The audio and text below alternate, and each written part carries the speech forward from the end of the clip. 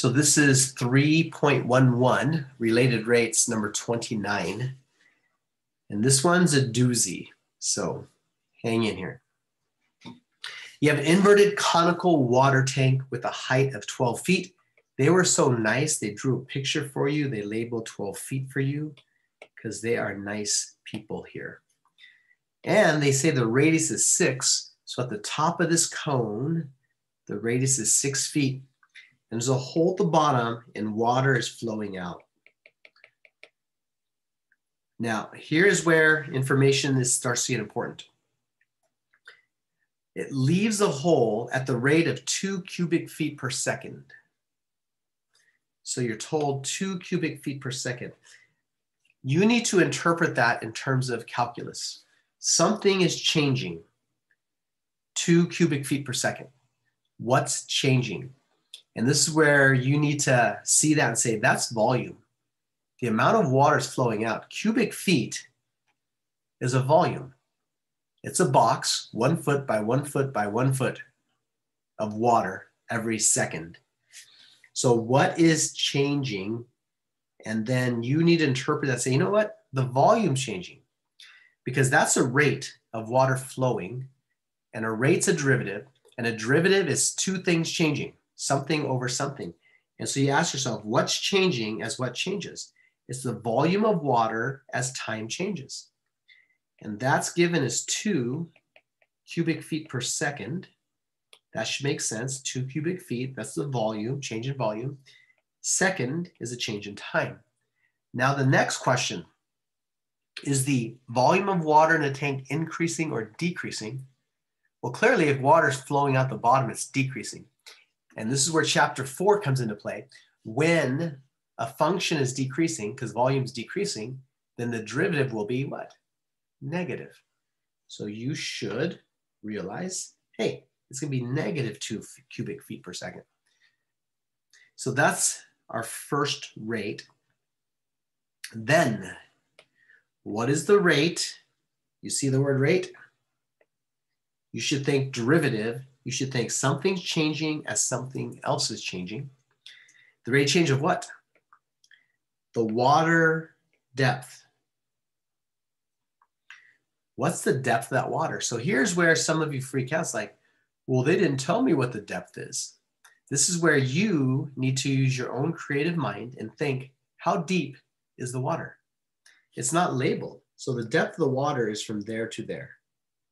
They didn't give me a variable. You know what? You get to choose.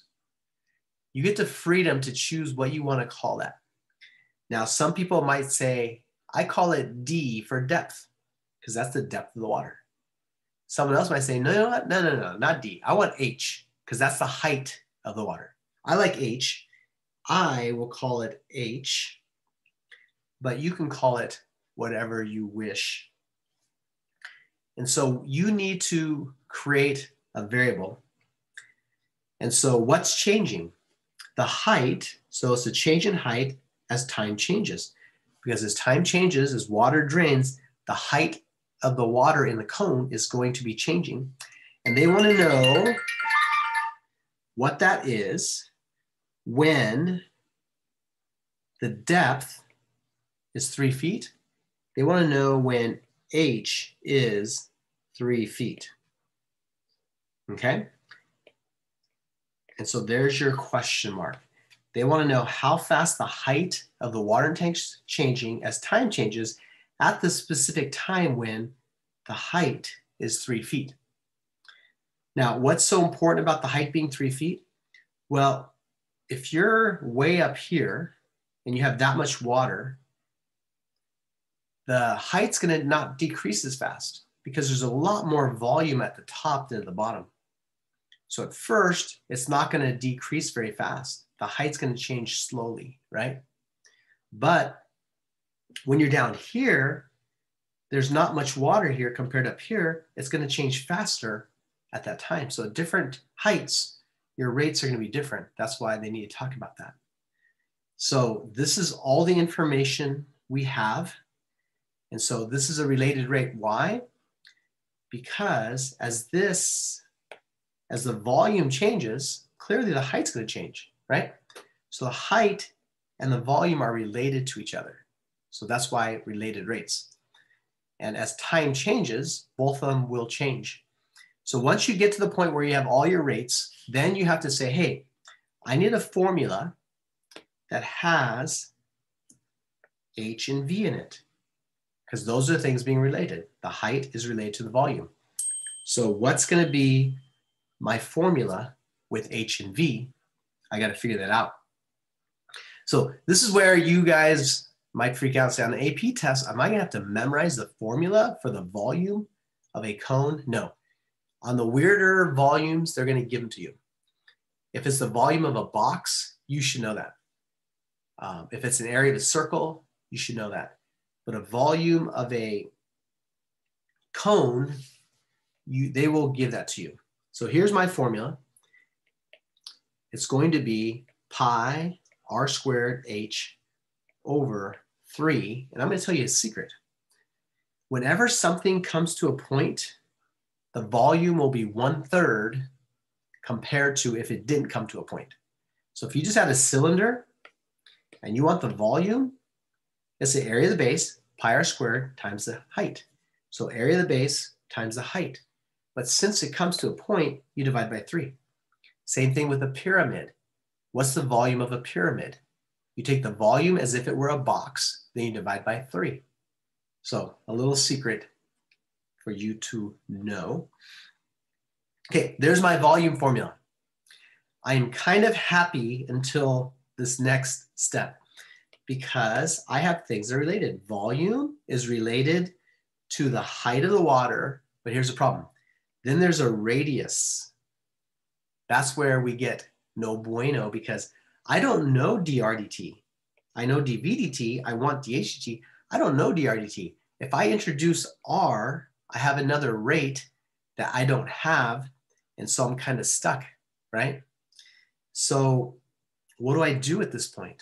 I don't know the rate of r. Well, that's where the hint comes in. Use similar triangles. So why are we doing that? Our goal is to get rid of r. I don't want it in there. I don't have the rate of r. And so what is r? Well, let's draw it in our picture. R is the radius of the water. So in our beautiful fuchsia, there is r. I know this one's kind of crazy, but you should see 2 triangles. Let me draw the other triangle in green. Oh, let me not fill that. No fill. Okay. So does everyone see the big green triangle? And then that smaller triangle that's orange or gold and fuchsia? So we're going to draw those triangles off to the side. I can copy and paste this. Watch this, duplicate.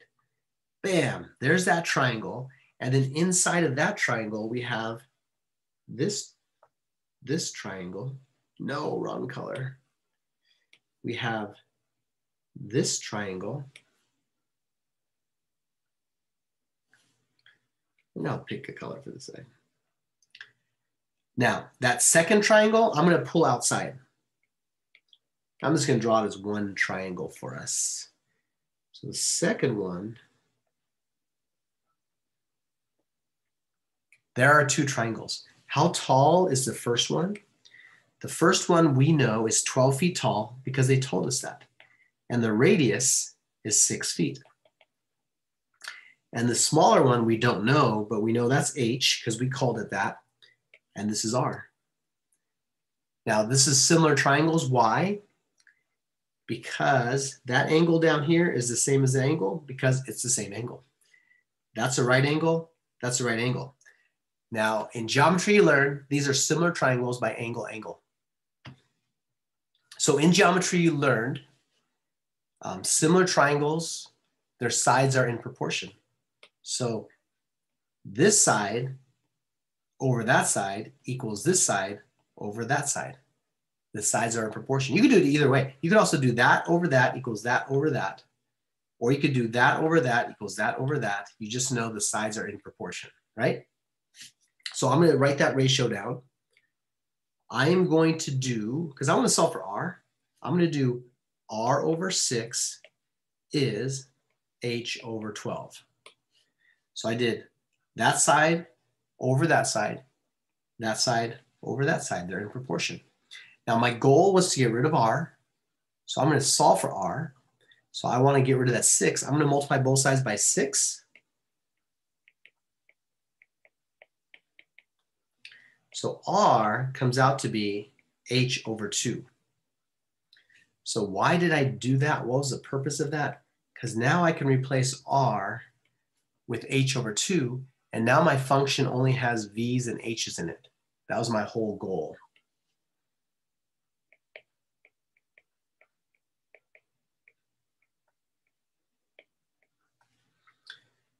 All right, let me massage this around a little bit. I'm gonna get pi h cubed. Why h cubed? That's h squared and h, right? And this is 2 squared on the bottom, or 4. It's on the bottom, so it's down here. It's over 12. Now, if that confuses you a bit, remember, dividing by 3 is multiplying by its reciprocal. So on the bottom, you have a 3 and 2 squared, which is 12. Okay, all that work just to get to the point. Now I can find rates. And here's where you have to think a little bit. What's my variable and what are my functions? H is my function, t is my variable. V is my function, t is my variable. So v and h are functions of time. As time changes, v changes and h changes. So in this function, v and h are actually functions. They're not variables. T is our variable, and we need to do chain rule with that. So let's take the derivative of this. The derivative of v with respect to t, by definition, is dv dt. We're done with that. And pi over 12 is a constant. They do not change. They're constant. So what's the derivative of box cubed? The derivative of box cubed will be 3 box squared times the derivative of box, but the derivative of h is dh dt. All right, let me do some more reducing. And I'm going to get this. It's going to be pi over 4 h squared dh dt. There is my magical formula. But now we have to look at when specifically they wanted it.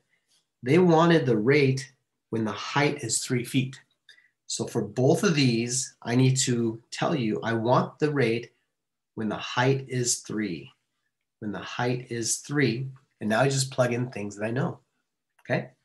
What's given? dv dt is -2 cubic feet per second.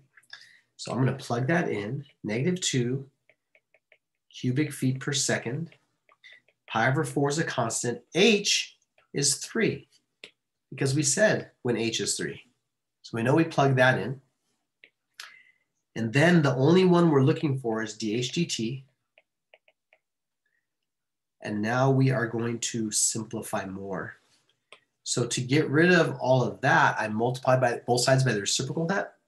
So I'm going to multiply by, what am I going to multiply by? 4 over 9 pi. 4 over 9 pi. That means everything's going to cancel on that side. So there's my answer. dh dt, when h is 3, is -8 over 9 pi. Now I, again, have neglected units. I am so bad. So right here, this 3, you see there? That's actually height, and that's going to be in feet. So let me do that in a color you can see. That's going to be feet. So that should be square feet, right? So this 9 should have a square feet down there. Let's see. So what's going to happen is 2 of those will cancel out 2 of those. My final units will be feet per second, which makes sense. How fast does the height change?